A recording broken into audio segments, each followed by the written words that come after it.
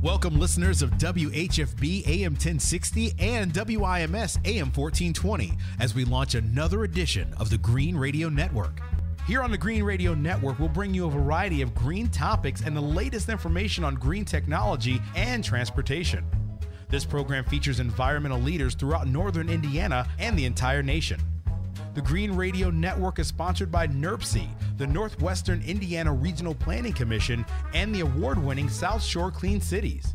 Both entities are leaders in the environmental industry and work together to bring cleaner air and more sustainable living to northern Indiana. Now to introduce Carl Lisek, Executive Director of South Shore Clean Cities and the host of the show.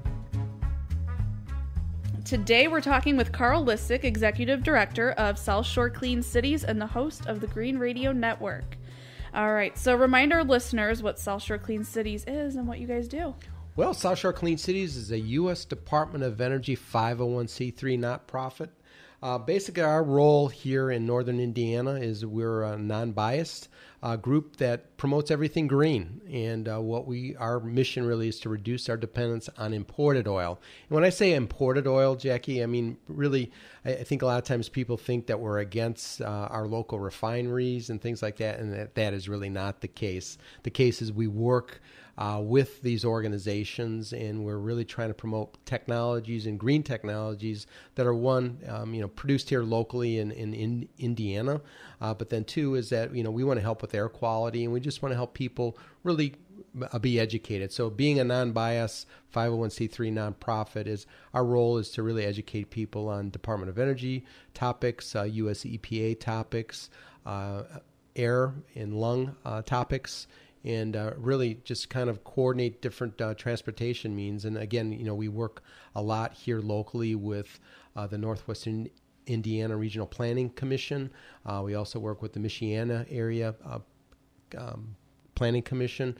And so, their role really is to help, and they control a lot of the transportation dollars, a lot of the construction work that you see going on right now as you're sitting in traffic. So, our role is really to educate people on some of the opportunities. And I think one of the things that we see ourselves as really a conduit of information. And so, people are looking at ways of, as Americans, we like choice. And so we want to offer choices, and we want to educate people on some of the greener choices. All right. How do clean fuels and vehicles help support the local economy and American jobs? Well, again, I think, from a lot of the things that we've heard on our radio program, a lot of these fuels, a lot of these activities are produced here right in Indiana. A lot of the, we've got really with the RV market, we've got the largest RV market in the world right here in northern Indiana. Oh, wow. And so, we've got one of the second largest refineries in the whole United States, which is in our backyard here in Whiting with BP. And then, working with folks on educating them, with the steel producers. We've got one of the largest steel producing organizations right here in Northwest Indiana, so that are making a lot of the steel for these vehicles, and then all the ancillary part producers. So again, we're trying to promote these local businesses. We're trying to work together, and we're trying to put more Indiana or Hoosiers back to work. Awesome. So it's an exciting time for you guys. So tell us the alternative fuel corridors that are in the region. Yes. Again, on several of our programs, we've talked about some of the different initiatives that South Shore Clean Cities has been involved with.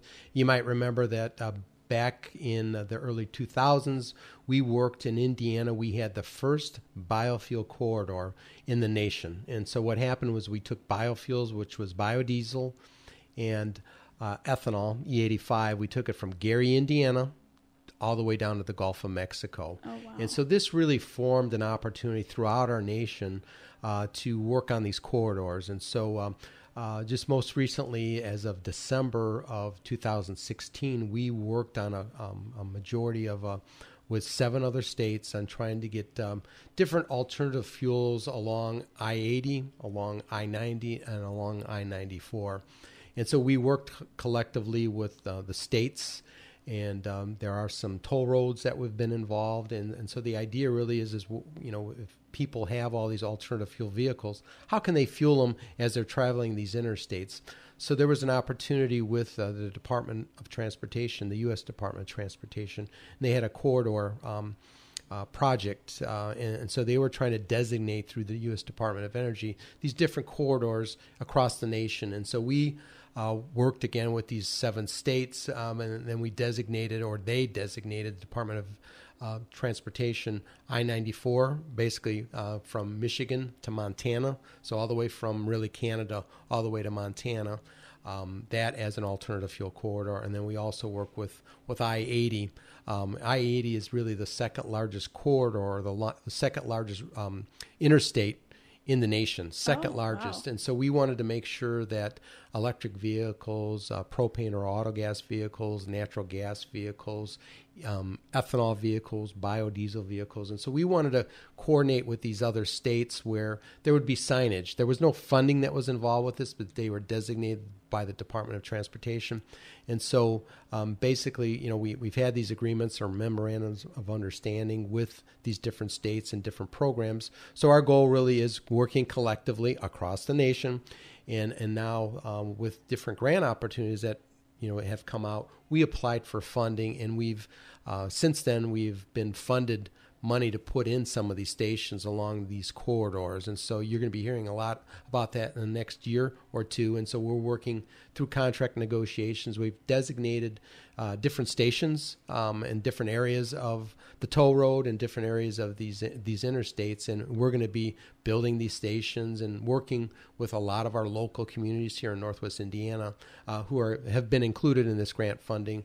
And so these grants will pay for infrastructure and for some of the vehicles. So really excited about that. We did very well with these grant applications in Northwest Indiana, really as the only designated corridor. So like I said, I-80, I-94, and I-90 are the only designated roads as of now in Indiana. So we see this as economic development too, as we see more companies moving here that are using different types of applications for their fleets that are green, so that they'll want to potentially move their businesses in and around these interstates. So really excited, working with the economic development people. So long answer, but a lot of great things that are going on here. So that's great.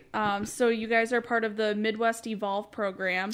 How is that being implemented in Northwest Indiana? So Midwest Evolve program is really to promote electric vehicles. And so again, Northwest Indiana or Indiana really is not looked at as the hub for electric vehicles. Yeah. And so, working with our partners like NIPSCO we had worked with NIPSCO for the last 4 or 5 years on putting electric charging infrastructure in throughout northern Indiana. And so, part of what the Evolve program is to really help a lot of our local car dealerships, help them with training their staffs, and looking at ways that we can bring some of these electric vehicles to market here in northern Indiana. So we're doing a lot of education. We've had some incentives that have been available. So we worked with NIPSCO and Nissan was offering a $10,000 retail credit, basically an incentive. So you go into any Nissan dealership, and if you are a NIPSCO client, you can get $10,000 off the purchase price. There's also another $7,500 tax deduction that was available. So those are the types of things that we're trying to do with our partnerships.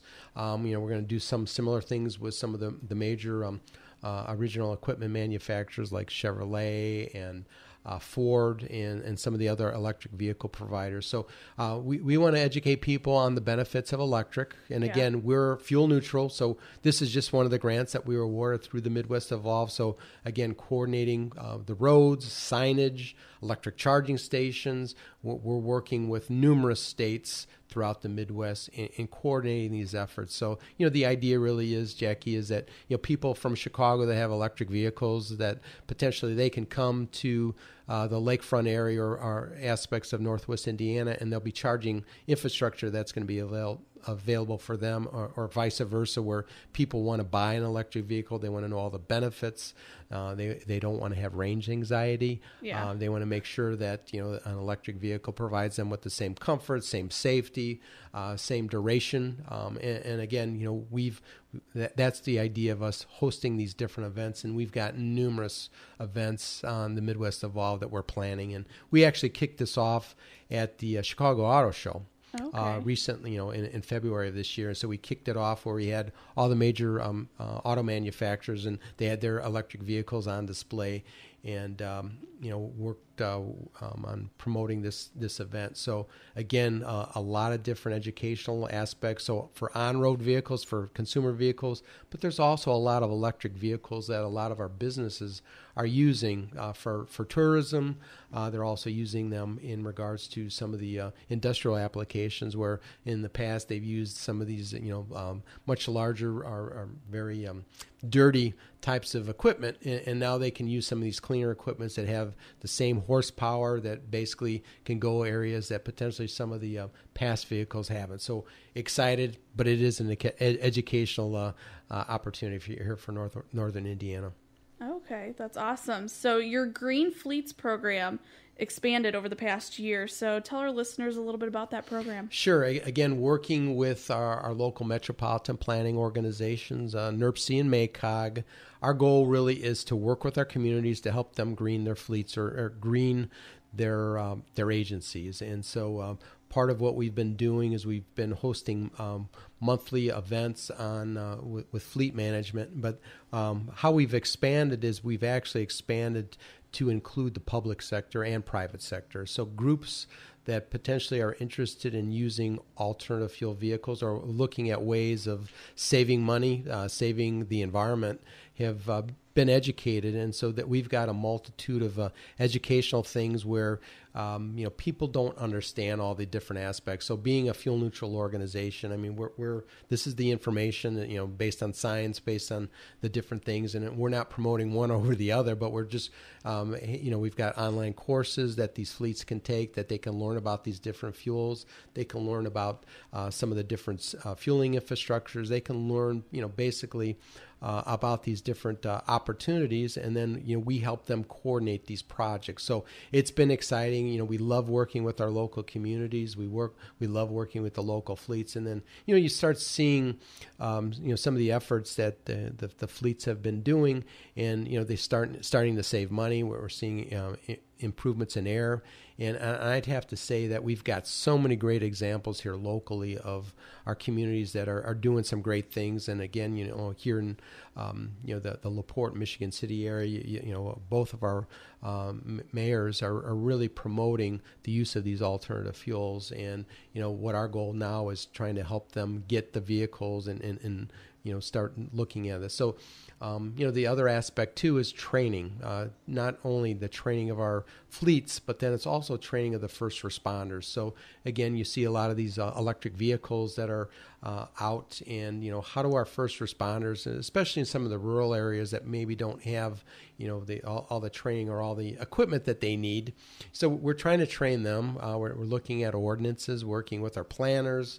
So it's very exciting getting the opportunity to work here in and around northern Indiana, and you're going to see a lot of different aspects coming forward, and we're going to have a lot of grand openings of different stations, a lot of different announcements of different communities that are getting new types of equipment, and it all leads to cleaner air.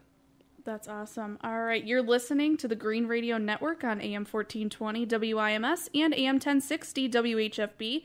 We will have more with Carl Lisek, Executive Director of South Shore Clean Cities and the host of the Green Radio Network, right after this.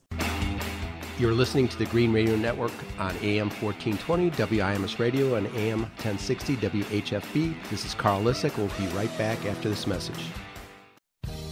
There's nothing more important than spending time outdoors with your family. That's why it's so important to do whatever you can to keep our air clean. It's good for the environment and good for the health of your friends and family. Take a closer look at how poor quality is affecting our community. Across the 3 counties of Northwest Indiana, recent studies from the American Lung Association show that 9% of adults suffer from asthma, 4% live with chronic bronchitis, 38% have a form of cardiovascular disease, and 10% of the children in Lake and LaPorte counties struggle with pediatric asthma. Now, the number of adults with asthma is nearly that of adults with diabetes. Consider how diabetics make adjustments to their diet in order to be as healthy as possible. Everyone can make adjustments to improve air quality and the quality of life for those who live with asthma and other lung diseases. Northwest Indiana, clean air, think green, breathe easy. A message from NERPC. Thank you again for joining us on AM 1420 WIMS Radio and AM 1060 WHFB on this edition of the Green Radio Network. Welcome back to the Green Radio Network on AM 1420 WIMS and AM 1060 WHFB. We're here to bring you the latest information on green projects and topics across the nation. Today we're talking with Carl Lisek, Executive Director of South Shore Clean Cities and the host of the Green Radio Network. All right, so we were just talking about the Green Fleets program. So why is this the right time to become a South Shore Clean Cities and Green Fleets member? It's an opportunity, and I think that there's financial aspects. There's the opportunity that we have demonstrations where fleets can actually drive vehicles. They can learn about this technology, and it doesn't cost them anything. So we have different grants where you can actually, we call it the Midwest Drives program, where we've got 42 different vehicles, Jackie, that are available. And so if there's a fleet that's out there that's interested, so we've got everything from, as you can see out the window, we've got a Nissan Leaf, all the way up to a Class 8 over-the-road truck that runs, it's a hybrid truck that runs. We've got some trucks that run on natural gas, some trucks that run on propane. As I said, hybrid. We've got E85, we've got biodiesel. So we've got all these different pieces of equipment that are on-road and off-road that, potentially maybe a fleet is looking at implementing, but they don't know. They don't know, one, is who they can trust. Two is, they don't, a lot of times they don't know the right questions to ask. And so, we always like to say there's no stupid question, and we can walk, we can crawl, we can walk, and we can run with fleets. And, from a business perspective, we have all access to all, not only the state incentives, but then also some of the things that potentially are coming up in and around our area in regards to grant aspects. So this is a perfect time to get involved, and I'll give you 41 million different reasons that you need to get involved. And one of the things that we're looking forward to is that you're going to hear a lot about in our media is about the Volkswagen settlement. And I think, locally there's been a lot of press nationally that's come out that there's like really 3 different programs that have been involved with the Volkswagen. One was for any individuals that have owned a Volkswagen, that it was diesel. They are getting, these vehicles are being purchased back by Volkswagen. And so that's one program. And then the second program is there's what's called the Electrify America program, where, again, it's trying to get electric vehicle infrastructure or what are called DC fast chargers, and trying to get basically our West Coast connected to the East Coast. So that's another program. And then the third program is on diesel emission reductions, or NOx reductions, which is a form of, is a component of diesel. And our state in Indiana is going to get $41 million to resolve this. And so there's incentives for communities. There's going to be incentives for private sector. So whether it's mom and pop or whether it's the largest community here in Indiana, it's going to be availability for people that have diesel vehicles that potentially are moving to an alternative fuel or looking to a cleaner diesel. And so now is the time for fleets, one, to get educated, and we're doing audits. We're helping people conduct audits of their fleet and letting them know, based on this money that's coming out through VW and how it's going to be proposed through the state of Indiana, how it will be potentially implemented, and how you can take advantage of that money. So local dealerships that sell vehicles, they need to get involved with this, because we want to buy those vehicles from local dealerships. And then two is, you can be the smallest fleet out there that has this. And we want to make sure that you're aware that you can take advantage of this funding. And then we're going to help you apply for this funding once it comes out. And we've had a great track record, Jackie, is, we've applied and been funded over $75 million here in Northwest Indiana, working with our communities, working with public and private fleets. And so, our goal is to keep as much of that money here in Northwest Indiana as possible. That's great. So obviously South Shore Clean Cities has a lot of stuff going on, and you guys also have a pretty busy summer ahead. So what are some of the events that you guys have scheduled? Well, the best way to keep on top of all the events, we do probably about 75 to 100 different events throughout the year, throughout Indiana. And so some of the things that we're currently planning is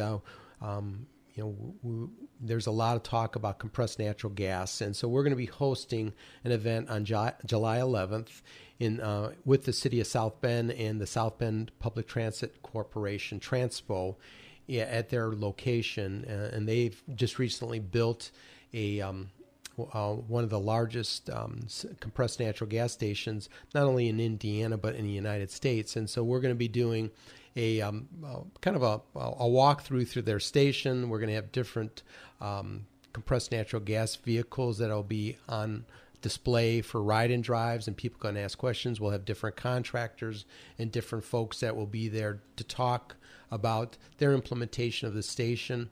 Again, the City of South Bend and Transpo have been working collectively together. They've got a public-private partnership where there's over 200 vehicles currently in South Bend that are running on natural gas. And then you include Transpo, and so the mayor's commitment, Transpo's commitment to cleaner air is there. And so we want to promote all the great things that they're doing in South Bend. We're going to start having some of those success stories come. We've already got those with the city of LaPorte has been a big proponent of the use of propane, and then here in Michigan City they've been using natural gas, and I think you're going to see more applications of natural gas here in Michigan City. But July 11th is a great time for anybody that's interested. It is free, but you need to register because we're limited on space. But if you're interested in natural gas, we've got that. We're also going to be conducting our 5th annual Clean Air Golf outing in September, and we're hosting it at River Point Country Club in Hobart. What's the importance of that? So, again, what we're doing is we're raising funds for local students. Again, we've talked about the brain drain here in northern Indiana, and so we've been using a variety of local students, not only high school but college kids as college students, as interns. And we've been paying them. We've been paying them stipends. So the importance of attending our Clean Air Golf outing is to talk about some of the success of our involvement of students here in Northwest Indiana. Every student that we've run through our program has gotten a job locally. That's here great. In the industry, and it's in the green industry. And so we want to expand this. So every community that we're working in, we want to have an intern. And so that intern would get on-the-job training with us. They get all the training from the Department of Energy and from Argonne National Labs, but they're going to work here directly with their area that they live, working with the fleet managers, working with our mayors, working with our Congress people and our senators, in implementation of green. And so we're expanding our mission, Jackie, and it's not just on the transportation aspects. We want to be more of a green resource on things like solar and wind and some of these greener products that we can start implementing into our everyday use. And again, some of the past programs, we've highlighted some of the great things that are going on in and around here in Indiana. And so, just so many things to highlight in, with short duration of our radio show. But that's the whole point of the Green Radio Network, is really to highlight all the great things that are going on here right in our home state. Yeah, that's great. And so you mentioned some of the great projects that you guys have going on, and you work with a lot of people in the community. You have a lot of members. So what are some of the things that your members are doing?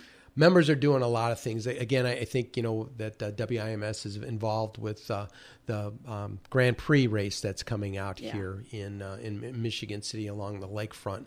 And again, past guests have talked about some of our some of these boats that are $1 million boats, let's call them, that are operating on alternative fuels. And so we're going to be involved on promoting some of these events, and again in partnership with the City of Michigan City, with WIMS. We're going to be involved with some of the lakefront festivities.